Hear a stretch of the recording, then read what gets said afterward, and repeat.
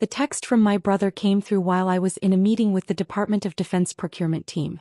I glanced at my phone, saw Derek's name and almost ignored it. But something made me open the message. Sold your stupid stocks for quick cash.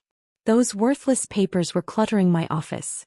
Got $3,500 for them. You're welcome. I stared at the screen, reading it 3 times to make sure I understood correctly. Then I typed back, understood. Colonel Martinez was still speaking, something about delivery timelines for the advanced sensor arrays my company manufactured, but the words blurred into background noise. I excused myself politely, stepped into the hallway and called my attorney. James? It's Alex. We have a situation. What kind of situation? Derek just sold my restricted stock certificates. The ones I left at his house for safekeeping during my deployment. There was a long pause. The defense contractor stocks. The ones with the federal trading restrictions. Yes. The ones that are technically classified as protected government assets due to the technology classification? Those exact ones. Another pause, longer this time. Alex, your brother just committed federal securities theft. And if he sold them on the open market, he may have violated about 6 different national security regulations. That's what I thought. What do we do? First, don't do anything. Don't warn him, don't try to fix it. Let me contact the SEC and Treasury. They'll want to handle this through official channels. James hesitated. You know this is going to destroy him, right? Federal charges, potential prison time, massive fines. He called them worthless papers, James. He sold them for $3,500. Do you know what they're actually worth? Based on the last valuation I saw? North of $500,000. Plus the technology access they represent is classified at the highest levels. I could hear him typing. Give me 2 hours. Don't contact Derek. Don't tell anyone else. Just sit tight. I hung up and stood in the empty hallway, my mind racing through how it had gotten to this point. Derek was my older brother by 4 years. Growing up, he'd been the golden child. Athletic, popular, effortlessly successful at everything he tried. I'd been the quiet one, the studious one, the one who joined the army right after college because I wanted to serve and because I honestly wasn't sure what else to do. The army had been good to me. I'd gone into intelligence, specialized in emerging technologies, and eventually ended up working on classified programs that interfaced with defense contractors. When I'd left active duty 3 years ago, several companies had recruited me aggressively. I'd chosen Meridian Defense Systems, a mid-sized contractor specializing in advanced sensor technology. They'd given me stock as part of my compensation package. Significant stock. But because the company worked on classified programs, the stock came with restrictions, federal trading limitations, mandatory holding periods, and a classification as protected assets due to the technology access they represented.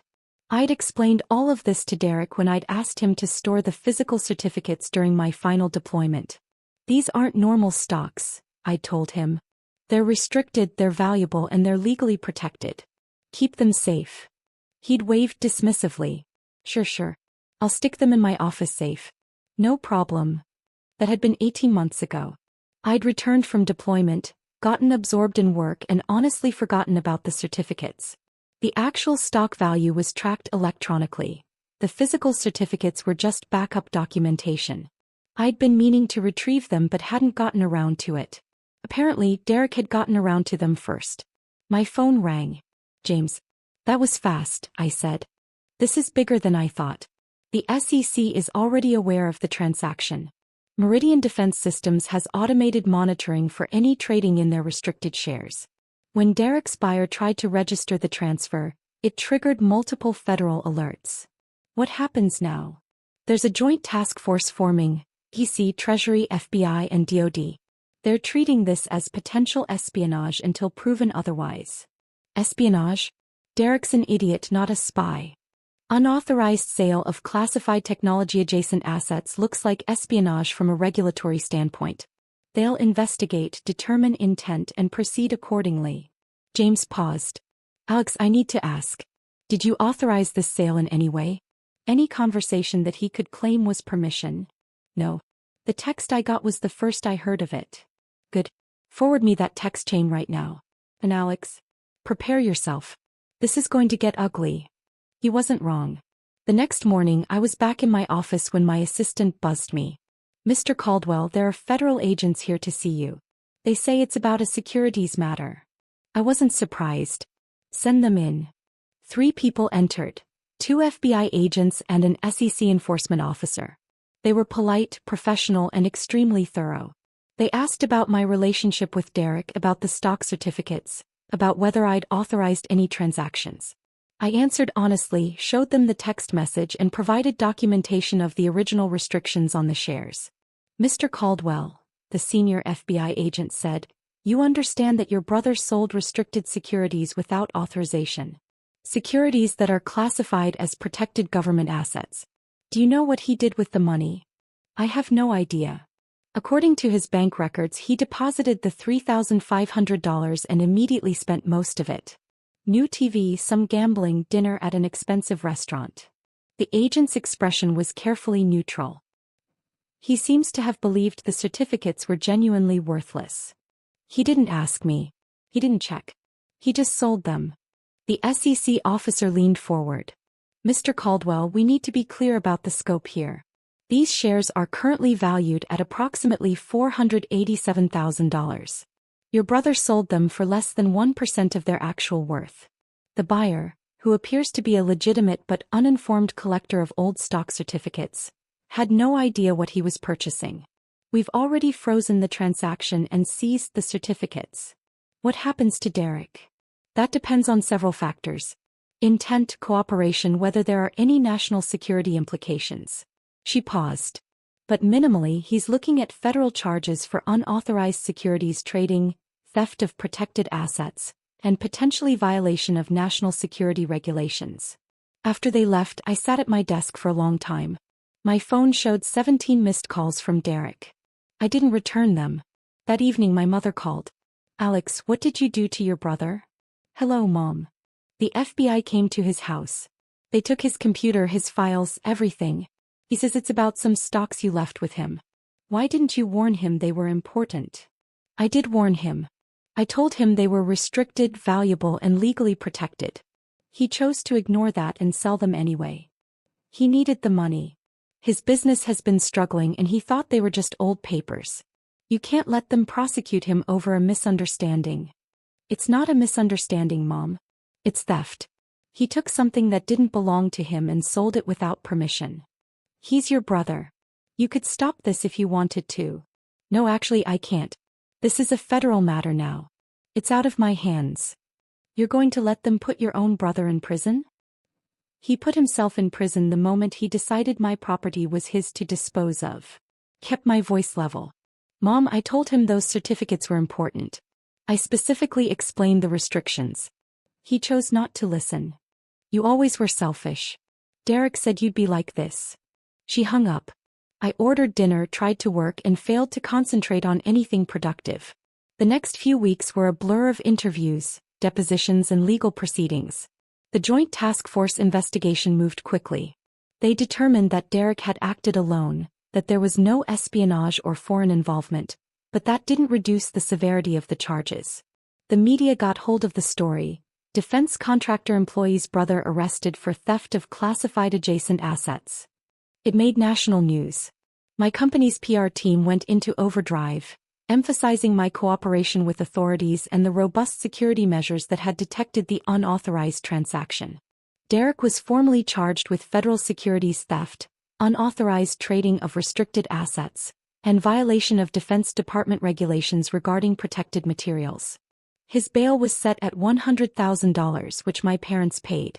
I received increasingly hostile messages from family members. My aunt called me a traitor. My uncle said I should be ashamed.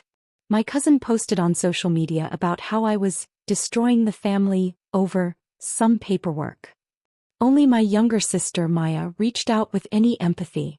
"I heard what happened. Are you okay?" "I'm fine. Derek's telling everyone you set him up. That you deliberately left the stocks with him knowing he'd sell them so you could get him in trouble. That's ridiculous." "I know. I also know Derek's been jealous of you since you got that job at Meridian. He kept saying you were just a grunt who got lucky." She paused. "For what it's worth, I think he did this to himself. And I'm sorry the family is being awful to you." Thanks, Maya. Mom's organizing a family intervention. She wants you to drop the charges. I can't drop federal charges. That's not how this works. I tried to explain that. She doesn't want to hear it. The family intervention happened anyway. My parents' house, the entire extended family assembled in the living room. Derek sat in the center like a martyr, his expression a calculated mixture of wounded innocence and righteous indignation. I arrived late deliberately and stood near the door. My father started. Alex, thank you for coming. We're here because this family needs to heal. Derek made a mistake.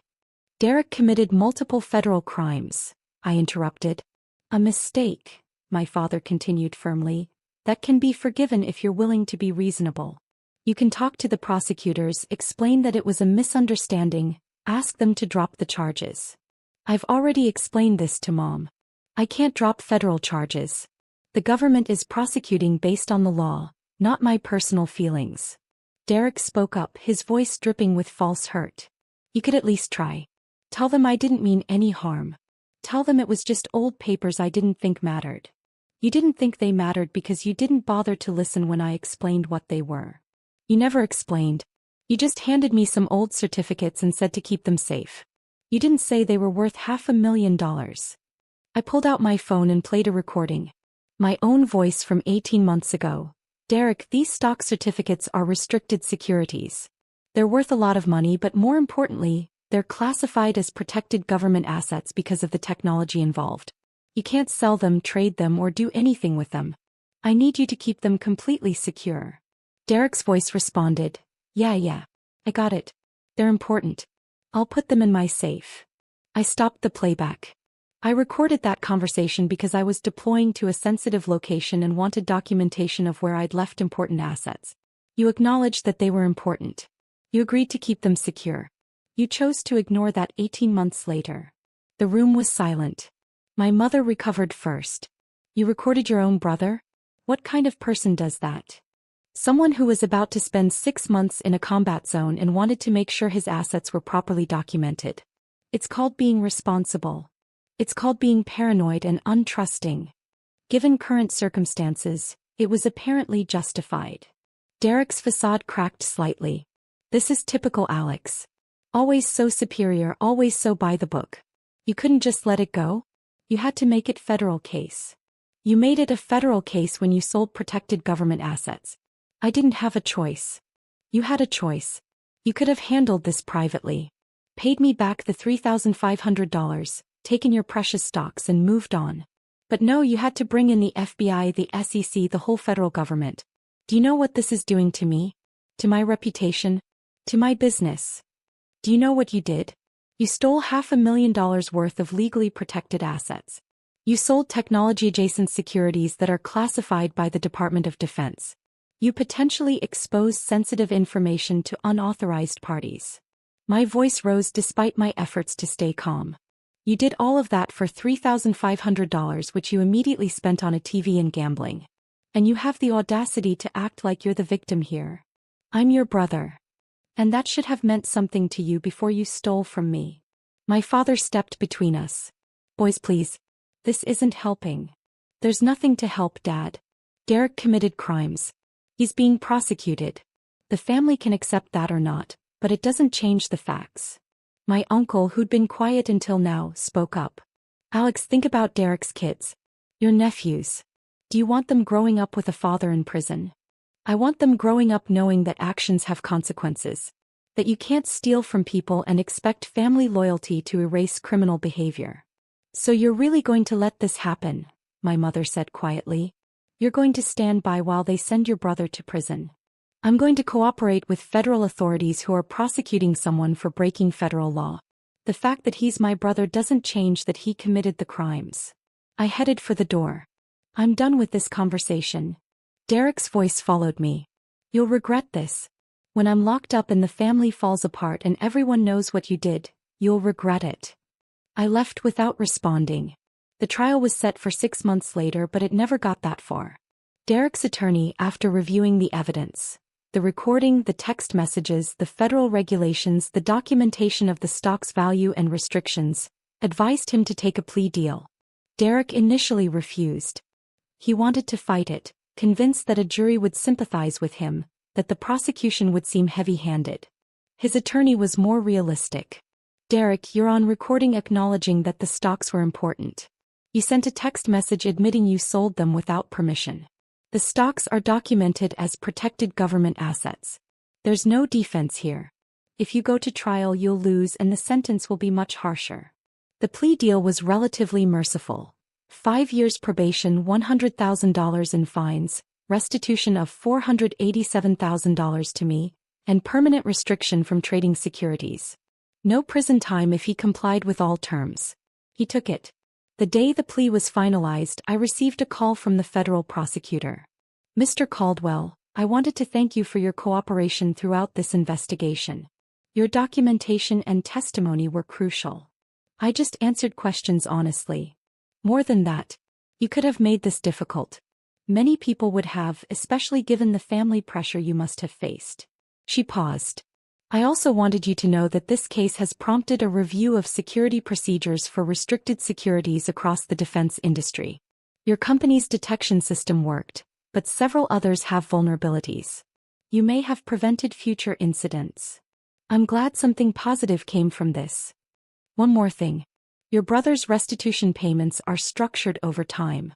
If he defaults, the court can impose additional penalties. I wanted to make sure you understood that you'll need to monitor compliance. I understand. After I hung up, I sat in my office looking at the framed photo on my desk. My Army unit taken in Afghanistan 3 years ago. We'd been supporting classified operations, working with technology that most people would never know existed. The work had mattered. The security had mattered. Derek had never understood that. He'd seen old papers, not protected assets. He'd seen his chance for quick cash, not federal crimes. He'd seen his little brother's property as his to dispose of, not as something that required respect and permission. That evening, Maya came to my apartment with takeout. "How are you holding up?" she asked. "Honestly, I'm not sure. The family's still furious with you. Mom's barely speaking to anyone who doesn't agree that you're a monster. Derek's posting on social media about betrayal and persecution. I know. I've seen it. For what it's worth, I looked up those stocks. I wanted to understand what he actually did." She set down her fork. "Alex, he sold $500,000 worth of protected government assets for $3,500. And then he spent that money on a TV and a casino trip. He didn't even have a good reason. He wasn't desperate, he wasn't trying to save his house or pay medical bills. He just wanted quick cash for luxuries." "I know. And the family expects you to just forgive that? To ask federal prosecutors to ignore multiple felonies because family is family?" She shook her head. "That's not how the world works. Try telling Mom that." She doesn't want to hear it. None of them do. They want to believe Derek made an innocent mistake and you're overreacting. Maya looked at me seriously. But I read the recording's transcript. I saw the text messages. He knew those stocks were important. He just didn't care. That's the part that bothers me most. Not that he didn't understand the legal implications. I can almost forgive ignorance. But he didn't even ask. He just took my property and sold it because it was convenient for him. Because he's always seen you as less than him. The younger brother who got lucky. He didn't think your property deserved respect because he doesn't think you deserve respect. I hadn't articulated it quite that way, but she was right. Over the following months, Derek made his restitution payments, grudgingly according to the court reports. He complained on social media about the unjust system that was bankrupting him. He gave interviews to local news stations about how federal prosecution of family matters had gotten out of control. He never once apologized to me. The family remained divided. My parents slowly began speaking to me again, though our relationship was strained. Some cousins and aunts and uncles cut me off entirely. Others reached out privately to say they understood, even if they couldn't say so publicly. Maya remained my staunchest defender. When my mother tried to guilt-trip her into cutting me off, Maya responded, "Mom, Alex didn't commit federal crimes. Derek did. If you can't see that, that's your problem, not mine." Work provided a welcome distraction. The incident had actually raised my profile in the defense contracting community, not for the family drama but for the security awareness it had demonstrated. I was invited to speak at industry conferences about protecting classified adjacent assets. My company promoted me to Director of Security Compliance. The stocks themselves, recovered from the confused buyer who'd purchased them, were returned to me. I immediately transferred them to electronic registration and put the physical certificates in a bank safety deposit box. I didn't trust anyone with them again. 18 months after the plea deal, I received an unexpected call from Derek. "Alex, it's me. I know. I need to talk to you. In person. Can we meet?" "Why?" "Please. Coffee. 30 minutes. I'll come to you." Against my better judgment, I agreed. We met at a cafe near my office. Derek looked older than I remembered, worn down in a way that hadn't been visible before. He sat across from me, ordered coffee he didn't drink, and stared at the table for a long moment. "I owe you an apology," he finally said. "Okay. Not because my lawyer says I should or because it might help with the family. Because I actually genuinely screwed up." He looked up and his eyes were red. "I've spent the last 18 months paying back that money, dealing with probation, watching my business fall apart. And the whole time I kept telling myself I was the victim. That you overreacted, that the system was unjust, that it was all blown out of proportion. And now I've had time to actually think. To stop making excuses and look at what I really did." He pulled out his phone, showed me a screenshot of an article about restricted securities regulations. I educated myself, finally, about what those stocks actually were, what the restrictions meant, what the legal implications were. "And Alex, I'm horrified by what I did." I said nothing, just waited. "You told me they were protected assets. You recorded yourself telling me because you were deploying and needed documentation. And I just dismissed it. Didn't care. Saw some old papers in my office and decided they were worth more to me as cash than as your property." He shook his head. "That's theft. Not a mistake, not a misunderstanding. I stole from you." "Yes. And not just theft. I sold government-protected securities without authorization. I potentially exposed classified technology information. I violated federal regulations that exist for actual national security reasons." His voice cracked. "I could have created a genuine security breach. All for $3,500 that I spent on stupid, meaningless crap. Yes. I don't expect you to forgive me. I don't expect us to be brothers again, not like we were. I needed you to know that I finally understand. What I did was inexcusable. The prosecution wasn't unjust. The consequences weren't disproportionate. I deserved everything that happened and probably more." I took a sip of my coffee, buying time to think. Why now? Why tell me this now? Because I'm tired of lying to myself. Because my kids asked me last week why Uncle Alex never comes around anymore, and I couldn't keep telling them you were the bad guy. Because I'm about to finish probation, and I wanted to do it having at least been honest about what I did wrong. He met my eyes. And because you deserved better than what I gave you. Better than a brother who stole from you and then blamed you for the consequences. We sat in silence for a while. The cafe buzzed around us, oblivious to the weight of the conversation. "I don't know if I can forgive you," I finally said. "Not yet. Maybe not ever. I understand. But I appreciate the apology. The real one, not the performance you put on for the family. It won't fix anything. No. But it's something." I stood. "Derek, I hope you figure out how to be better. For your kids, if nothing else. But I need you to understand that we're not going to be close again. Too much trust was broken." "I know." He stood too. "For what it's worth, I am proud of what you've accomplished. The career, the work you do. I should have said that before I stole from you." "Yeah. You should have." I left him there and walked back to my office, feeling something loosen in my chest. Not forgiveness exactly. But maybe the beginning of acceptance that what had happened couldn't be undone, only moved past. 3 years after the incident, I received a letter from Derek. He'd finished his probation, paid the last of his restitution, and rebuilt a smaller, more honest version of his business. The letter didn't ask for anything. It just updated me on his life and ended with, "I think about what I did every day. I'm trying to be better. I'm trying to teach my kids to be better. Thank you for holding me accountable when no one else would." I filed the letter away and returned to work. The stocks Derek had tried to sell for $3,500 had grown in value. Meridian Defense Systems had won several major contracts, and my restricted shares were now worth over $800,000. I'd diversified my holdings, put most of the assets in electronic form, and never again left physical certificates anywhere but a secured bank vault. The family slowly healed in a fashion. My parents eventually acknowledged that Derek had been wrong, though they never quite forgave me for not handling it privately. Some extended family members reconnected. Others remained distant. Maya remained my closest family ally. She'd seen through Derek's manipulation from the start and had never wavered in her support. At a family gathering 5 years after the incident, Derek approached me cautiously. "Alex, thank you for coming. Maya invited me. I'm here for her." "I know. But still." He hesitated. "My oldest son is thinking about joining the military. He asked me about your service. I told him you were someone worth looking up to. I hope that's okay."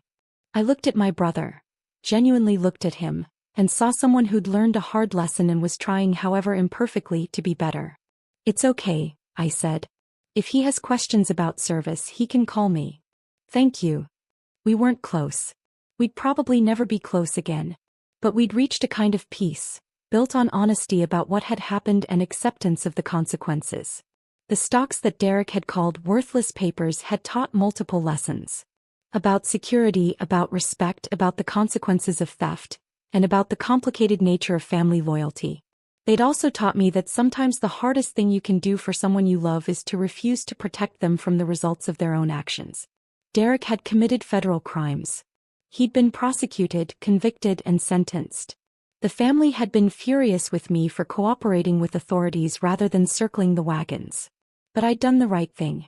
Not the easy thing, not the comfortable thing, but the right thing. And in the end, that was what mattered. The worthless papers had been worth $500,000 in stock value, hundreds of thousands more in lessons learned, and the knowledge that I'd stood by my principles even when family pressure demanded otherwise. That, it turned out, was worth more than any stock certificate.